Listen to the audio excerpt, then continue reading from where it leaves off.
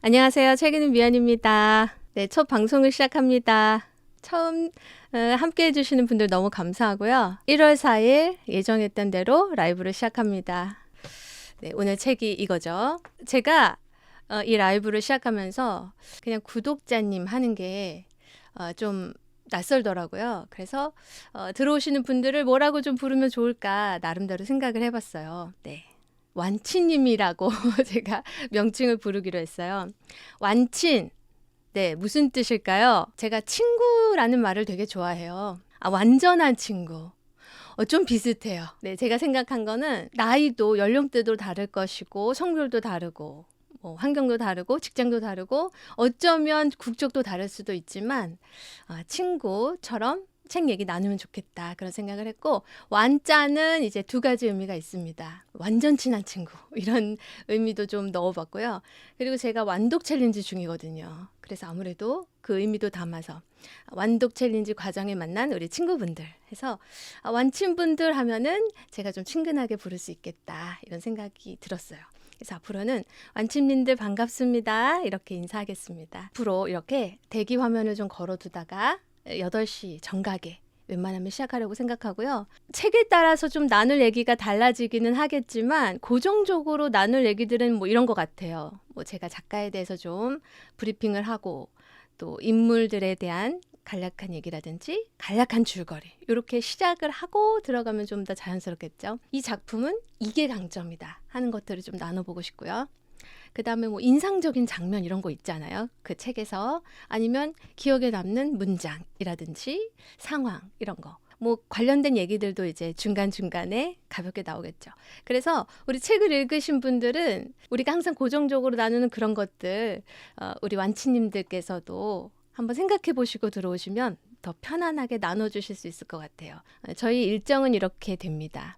예전에는 일주일 단위로 저 혼자 막 이렇게 나갔었는데 2주 간격으로 벌릴 거고요. 그래서 우리 완치님들께서도 좀 여유롭게 읽으실 수 있을 것 같아요. 다음에는 체호프 단편선 같이 읽을 거고요. 2월 1일에는 가오싱젠의 버스 정류장 읽고, 그리고 2달에 한 번 정도 그때쯤 그 무렵 제가 읽고 싶은 책들도 하나씩 2달 간격으로 넣어보려고 해요.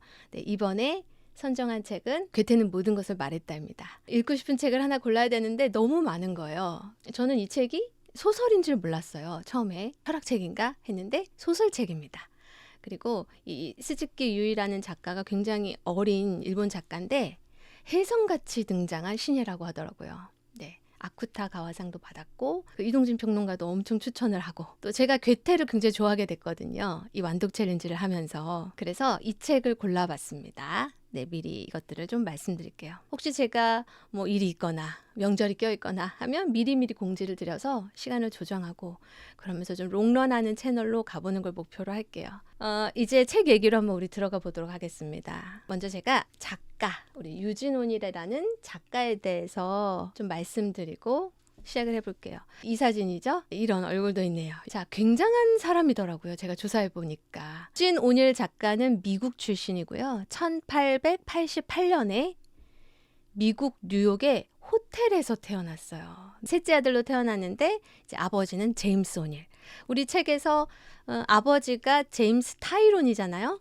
네, 아버지 모델인데 제임스 오닐이 아버지시고, 이 가족은 아일랜드계 이민자 출신이었어요. 아버지는 영국 배우고, 이따 좀 나누겠지만 여기 나온 제임스 타이론과 같이 돈에 굉장히 집착하는 아버지였다고 하죠. 그리고 그 영국 배우였던 아버지 때문에 호텔을 전전하면서 살았다고 합니다. 실제로 유진 오닐이. 종교는 가톨릭이었기 때문에 가톨릭의 기숙학교에 들어갔는데 잘 적응을 하지 못했고요. 프린스턴 대학교에 입학했어요. 굉장히 명석한 사람이었나 봅니다. 그런데 1년 만에 자퇴했어요.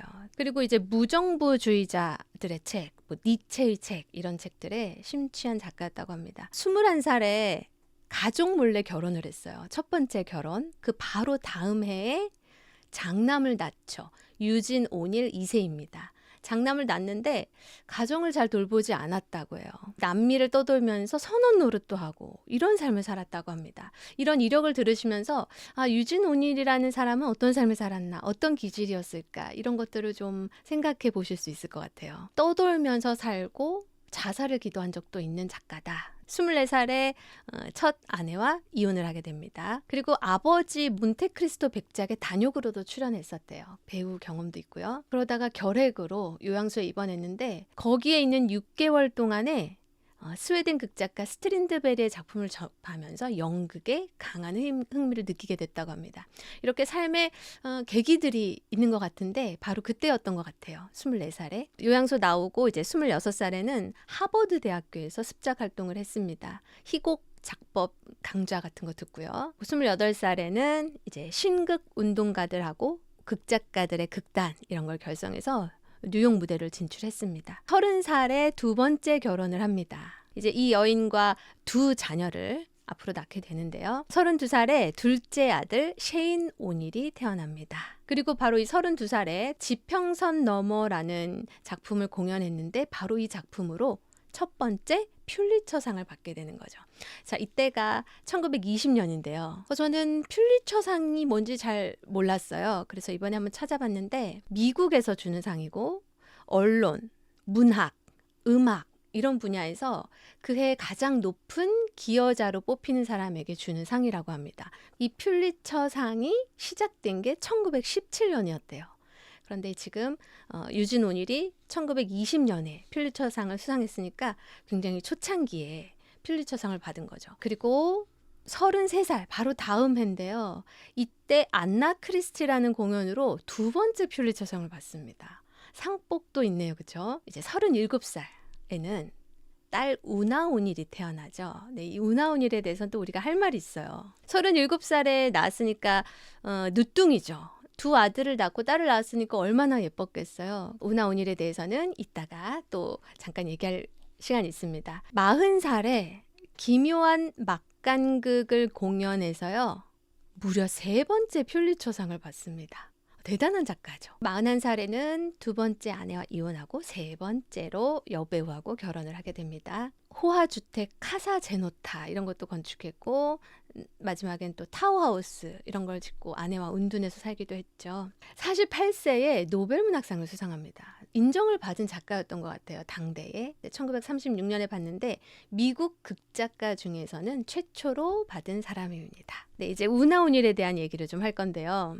유진 오닐이 55세가 됐을 때 딸 우나는 18살이었습니다. 호밀밭의 파수꾼, 미국 작가 셀린저하고 우나 오닐이 연인 관계인 적이 있어요. 우나 오닐이 무려 16살 때 네, 셀린저하고 연인 관계였고요. 셀린저가 군에 가 있을 때 이제 다른 사람과 결혼하게 되는데 이 사진을 제가 가져왔어요. 여러 사진을 보면 굉장히 매력적인 여성이에요. 누구와 결혼을 하는가? 18살에 이 사람입니다. 찰리 채플린이에요. 그런데 찰리 채플린이 당시에 몇 살이었는가? 이때 유진 오닐이 55세였는데 찰리 채플린은 54세였어요. 한 살 차이죠. 유진 오닐이 굉장히 반대하고 딸과 인연을 끊었다고 합니다. 유진 오닐이 62세였을 때 장남 유진 오닐이 또 자살하는 이런 가정의 아픈 일이 있었습니다. 자, 65세에 이제 유진 오닐은 사망하게 되는데 유진 오닐이 사망한 장소는 바로 호텔입니다. 네, 참 기묘하죠. 호텔에서 태어났던 유진 오닐은 굉장히 호화로운 저택도 짓고 했잖아요. 그런데 호텔에서 사망했다고 해요. 밤으로의 긴 여로는요. 유진 오닐의 마지막 작품이라고 합니다. 죽기 직전에 쓴 건 아니고요. 이 앞에 써있는 글을 보면 1940년에 썼다 이렇게 되어 있더라고요. 작가 본인은 어떻게 유언을 했는가. 본인이 죽은 후 25년이 지나기까지는 이걸 발표하지 말아라 이렇게 유언을 했다고 해요. 그런데 사후 25년 후에 발표가 된 것이 아니라 불과 3년 후에 세상에 발표가 됐죠. 그래서 많은 연극, 영화, 그리고 텔레비전 드라마로까지 제작이 됐다고 하더라고요. 미국 최고의 극작가다 하면 유진 오닐이다 이렇게 얘기한다고 하고 성향으로 보면은 현대 작가 중에서 가장 또 음울하고 절망적인 분위기를 가지고 있는 작가다 이렇게도 얘기한다고 합니다. 민음사 세계문학 전집에는요. 유진 오닐의 작품이 이 한 권밖에 없습니다. 이 희곡은 굉장히 가성비가 높다? 그 무대 세팅하기가 굉장히 좋았을 것 같아요. 배경이 바뀌지가 않아요. 네, 배경은 타이론의 여름 별장, 거실 딱 거기뿐이죠. 거기에 가족들이 모였다 흩어졌다. 네, 이런 구성입니다. 시간은 1912년으로 일단 설정이 되어 있고 8월의 어느 날 아침 8시 30분부터 자정까지의 이야기예요.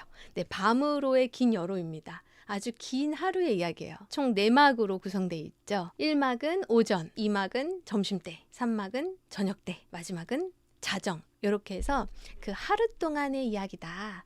이렇게 파악하시면 되겠어요. 한마디로 말해서 두 아들이 있는 가족의 이야기입니다. 이 책을 얘기하면서 가족에 대해 얘기하지 않을 수는 없을 것 같아요. 그리고 이 책은 기본적으로 좀 슬픈 얘기입니다. 절망적인 얘기라고도 할 수 있어요. 새해 첫날에 같이 읽는 책인데 네, 약간 절망적인 책이어서 여기서 우리가 뭘 끌어낼 수 있을까? 이런 책을 읽는 건 무슨 의미가 있을까? 또 이런 것도 이따 얘기해 볼 시간이 있을 것 같아요. 문학은 기본적으로 좀 갈등의 장르죠. 갈등이 빠질 수 없고 어떤 문제가 해결되는 과정을 통해서 뭔가를 깨닫게 하고 생각하게 하는 게 문학이잖아요. 소설의 진수기도 하고. 인물 관계도를 제가 정리하기 시작한 게 인물 관계도를 이렇게 다시 보면요. 그 내용이 이렇게 기억이 나는 경우가 되게 많았어요. 그래서 저는 줄거리를 쫙 정리하기보다 이렇게 인물 관계도를 좀 적어두는 경우가 많습니다. 자, 제임스 타이론하고 메리죠. 부부입니다. 실제 유진 오닐의 아버지는 이제 제임스 오닐, 여기는 제임스 타이론이라는 배우가 나오고 제이미가 큰아들이에요. 원래는 제임스 타이론 2세인데 그냥 인물들끼리 제이미 이렇게 부르더라고요. 그리고 두 번째 아들은 에드먼드입니다. 제임스 타이론은 65세로 나오고 아내는 54세로 나와요. 11살 차이로 나오네요. 근데 제임스 타이론의 특징하면은 굉장히 호남형이고 약간 머리가 이렇게 벗어졌다고는 하지만 굉장히 이렇게 탄탄한 몸과 이런 외모를 가진 배우인데 한 가지 큰 흠이 있다면 돈에 집착한다는 거예요. 자수성가한 스타일이라서 그렇죠. 실용적인 걸 따지기 때문에 뭐 거칠해, 허영 이런 거 없는데 굉장히 돈에 집착합니다. 희곡이라는 거는 뭐 중심 인물은 있겠지만 소설하고 다른 큰 차이가 초점 인물이 없잖아요. 소설의 가장 큰 특징은 누구의 시점으로 얘기가 되는가. 그게 소설의 굉장히 큰 특징이면서 미학인데 희곡은 그런 게 없죠. 그냥 인물들이 나와서 활동을 하는데 그 중에서도 좀 더 집중되고 대사도 많고 하는 인물이 있죠. 제가 발췌한 문장의 대부분은 메리의 대사였어요. 네, 메리가 한 말들 중에 좀 의미가 있는 게 많이 있었나 봅니다. 메리가 굉장히 사실 불행한 여인입니다. 통통하고 되게 아름답다고 나오는데요. 손가락에 관절염을 앓고 있어요. 통증이 있는 건데 그거를 어떻게 극복했는가. 마약 성분으로 그것을 잡기 시작하다가 이제 마약 중독이 된 거죠. 굉장히 초조하고 불안한 성격으로 나오고 어떻게 될지 모르는 그 불안함이 가족 전반에 이렇게 펼쳐져 있는 서로 너무 걱정하는 그런 관계. 이게 이 희곡의 굉장히 큰 부분을 차지하고 있어요. 제이미 큰아들은요. 33살로 나오고 역시 배우입니다.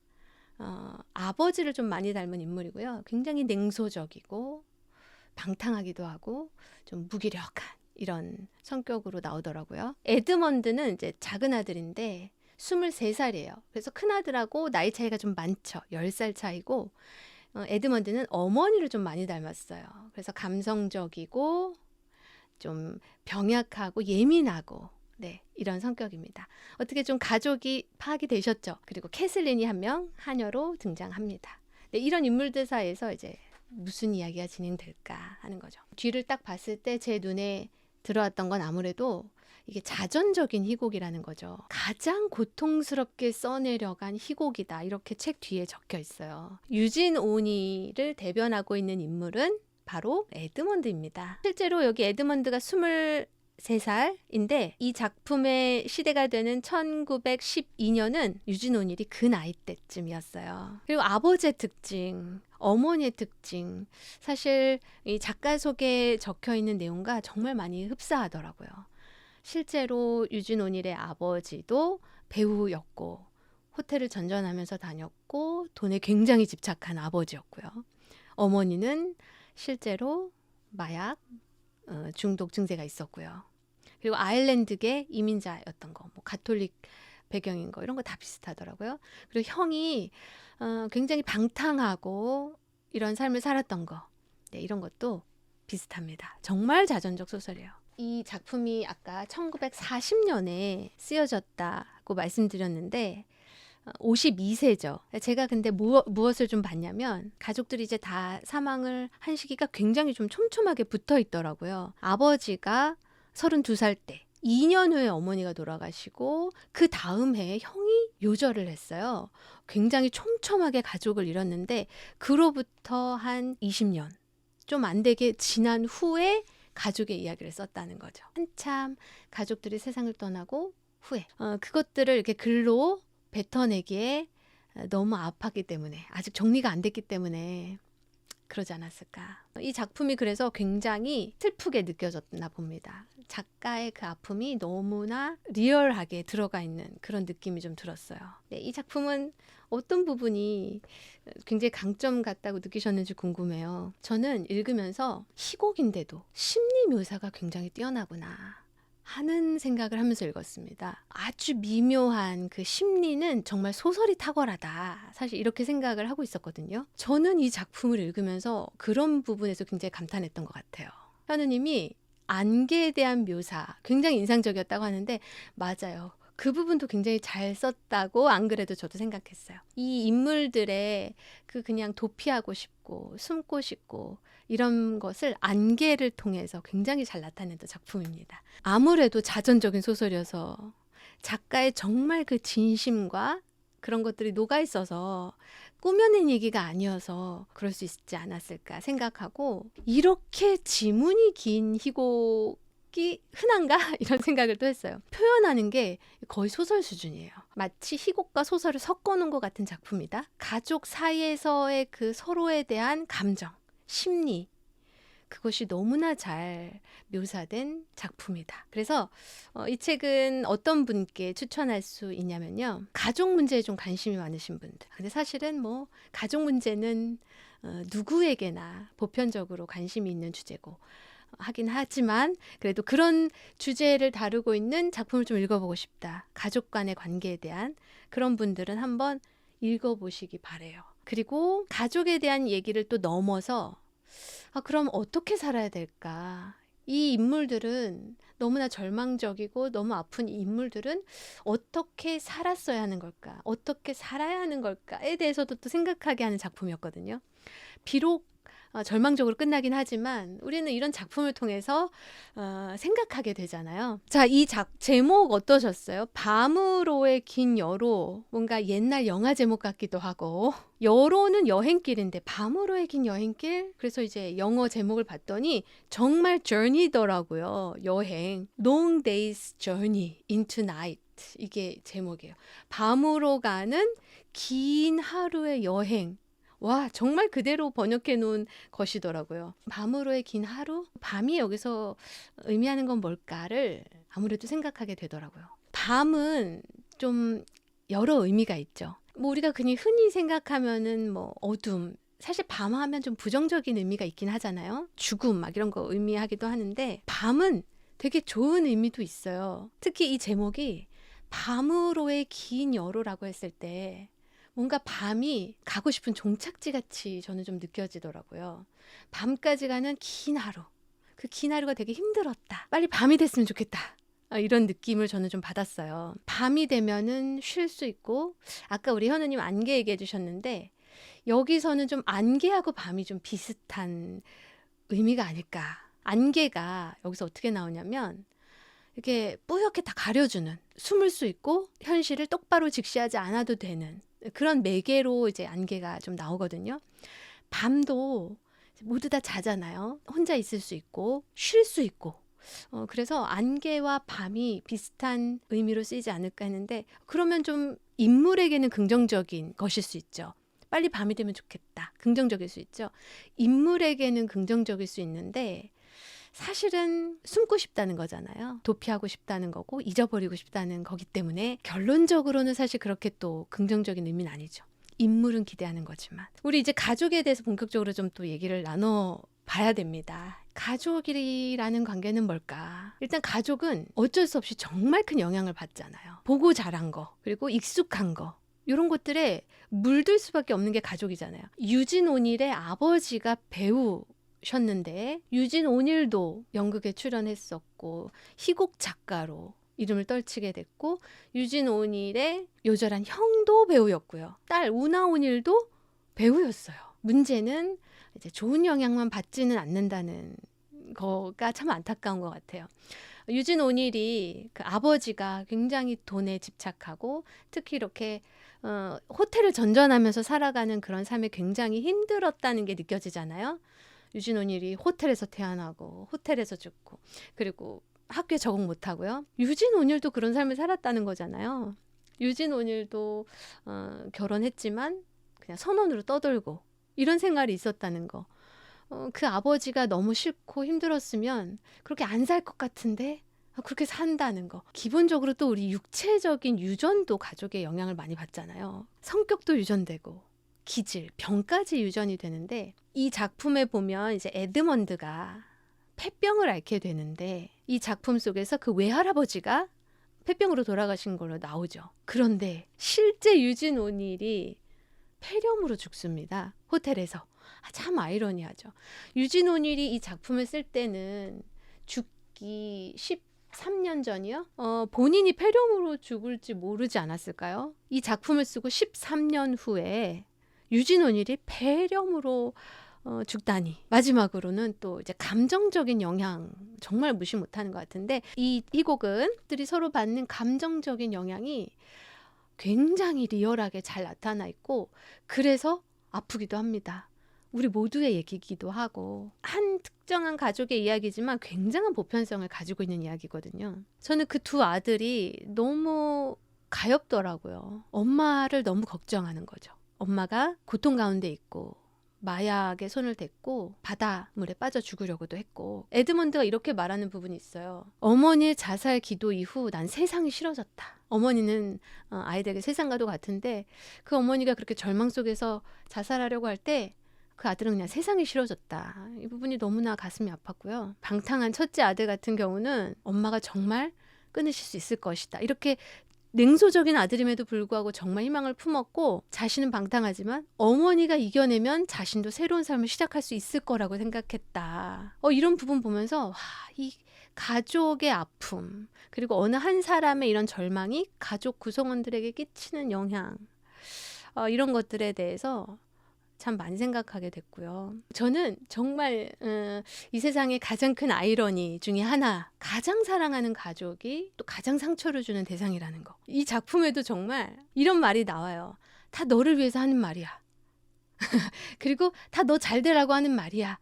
하면서 비난과 조롱과 저주와 이런 말들을 이제 가족들이 합니다. 걱정이 돼서 하는 말이에요.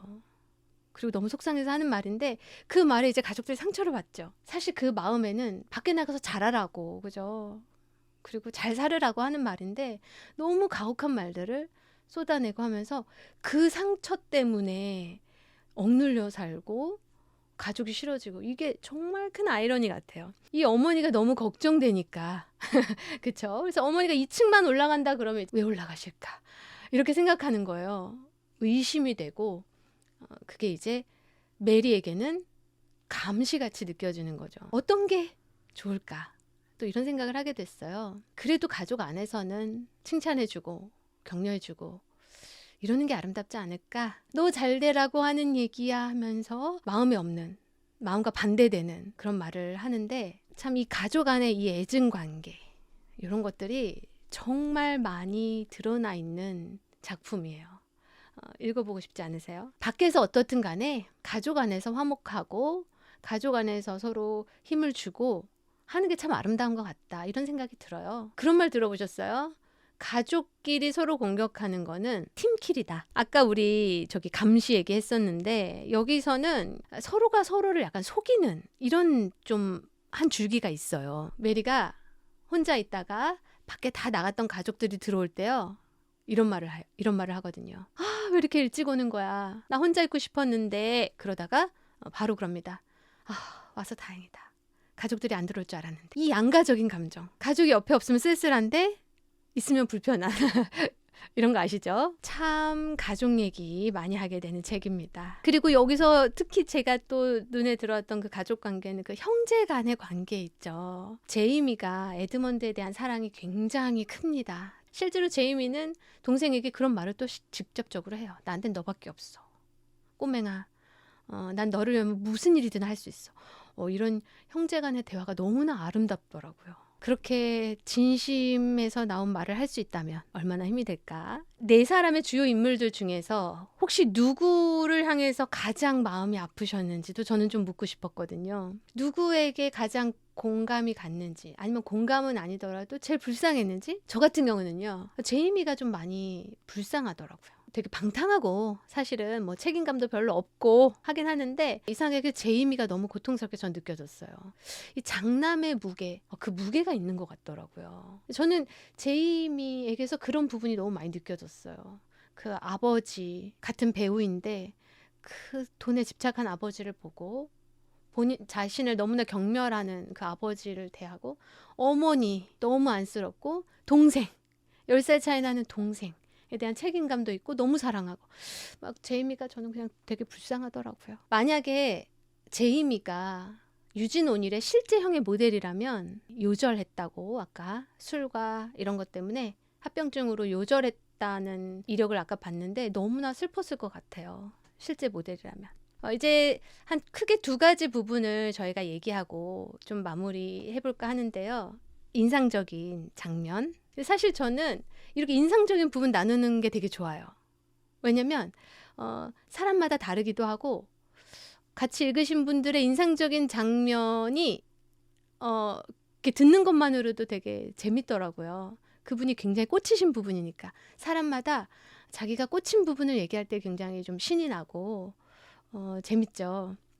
그래서 앞으로 인상적인 부분들 많이 체크해 주셨다가 좀 또 나눠주시고 해주시면 좋겠어요. 마지막으로 이 소설에서 무엇을 얻을 수 있을까? 어차피 또 저 개인적인 얘기가 되겠지만 정답이 없으니까요. 이 책은 굉장히 절망적으로 끝나지만 이 절망적인 책 읽고 슬퍼 그러고 끝나면 의미가 별로 없을 텐데, 이 책을 읽으면서 그래도 내가 어떤 걸 좀 끌어낼 수 있을까, 이런 것들을 좀 생각해 보면 좋은 것 같아요. 그 부분, 이렇게 크게 두 부분을 우리 같이 좀 얘기해보고 오늘 마무리하면 좋겠어요. 저의 인상적인 부분은요, 제임스 타이론 아버지하고 에드먼드가 길게 대화를 하는 부분이 있는데 자신들의 인생의 정점을 얘기하는 부분이 있어요. 과연 이 인물들은 인생의 정점을 뭐라고 얘기할까 궁금하시죠? 제임스 타이론이 굉장히 돈에 집착하고 이런 사람 아닙니까? 근데 이 사람이 인생의 정점을 얘기하는 부분이 저는 굉장히 아름다웠어요.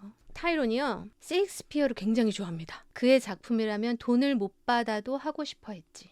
이렇게 말을 해요. 그의 위대한 시 속에서 사는 기쁨만으로도 좋겠다.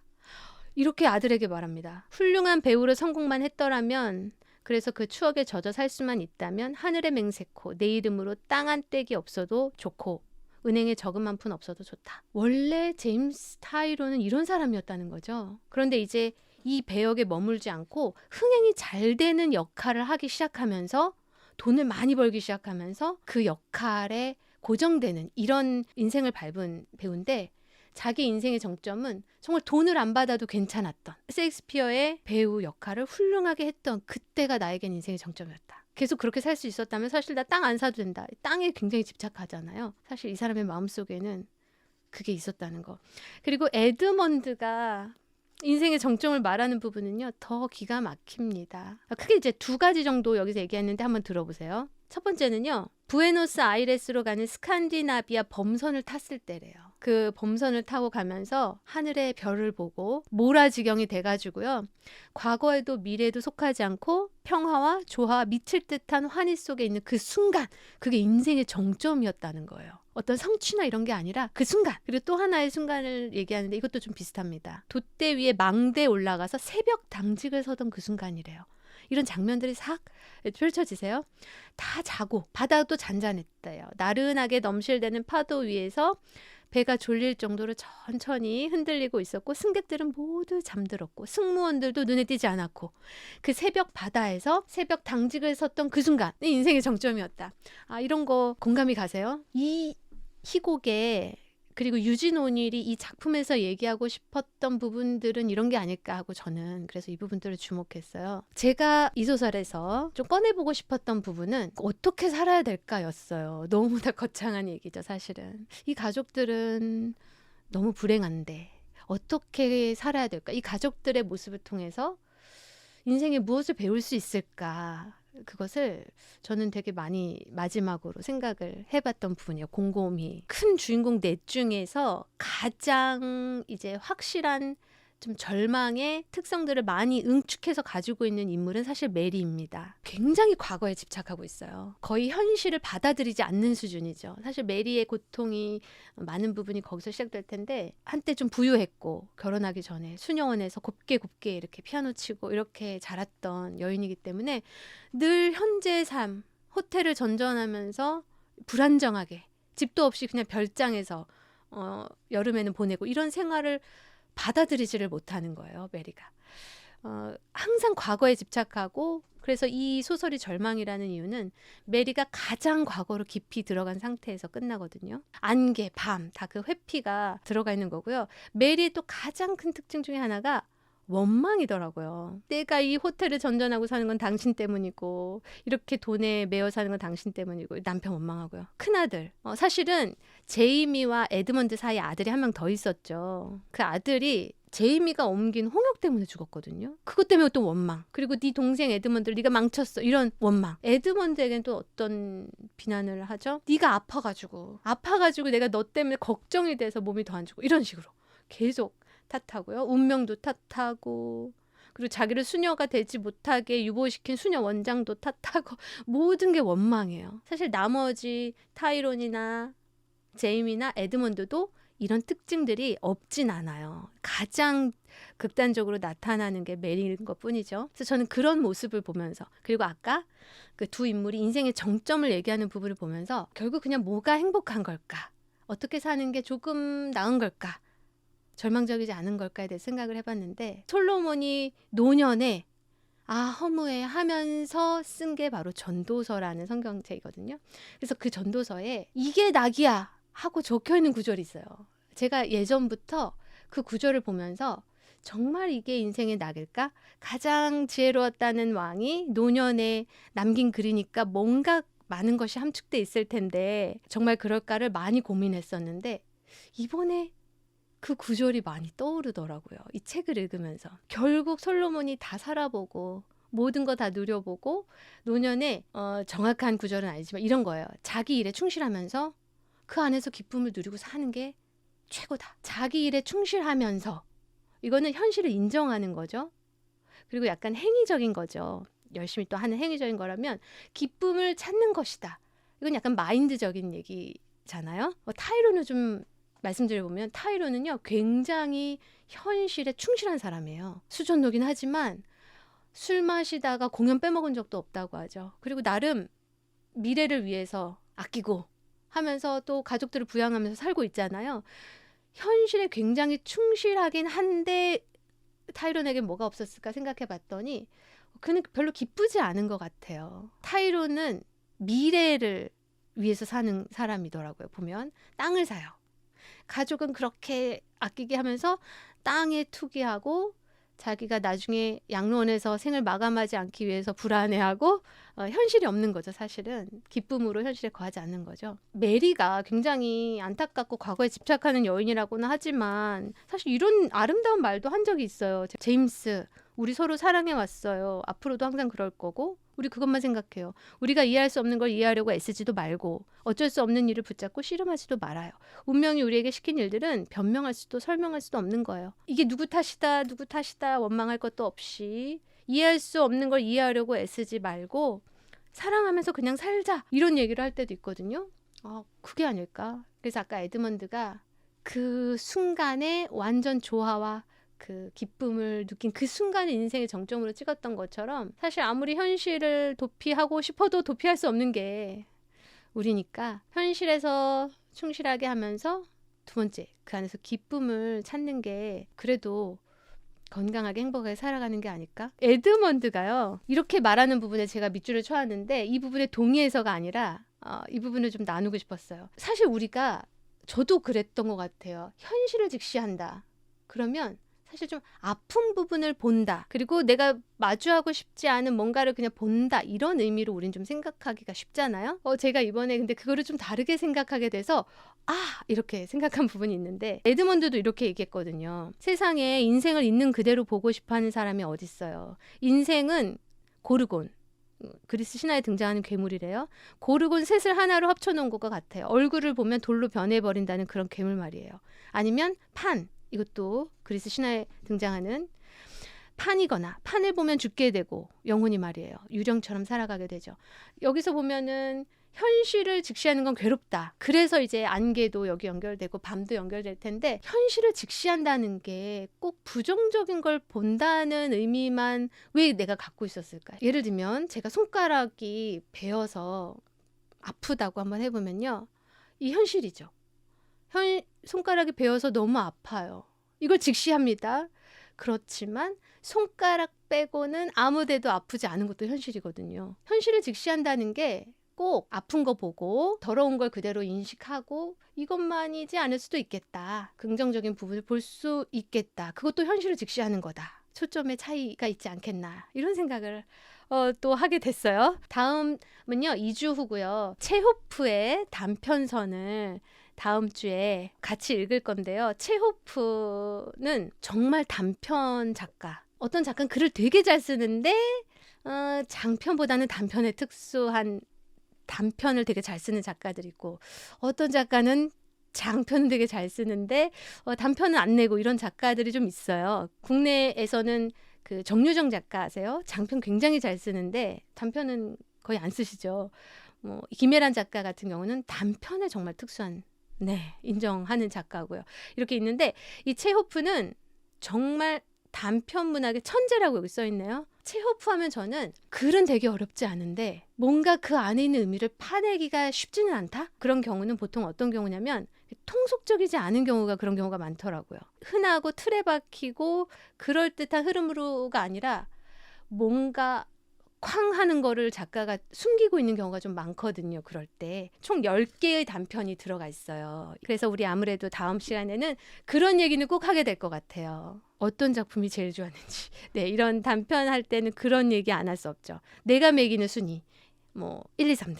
한번 그거는 좀 매겨갖고 와보세요. 난 이게 제일 좋았다. 이런 거 같이 나눠보면 좋겠습니다. 저는 말씀드린 것처럼 한 몇 분 전에 대기 화면을 걸어놨다가 8시에 짠 하고 항상 정시에 나타나려고 노력하겠습니다. 2주 후 기억해 주시고요. 8시 다음 주에 뵙겠습니다. 우리 완치님들 건강하게 계시고 2주에 뵙겠습니다. 안녕히 계세요.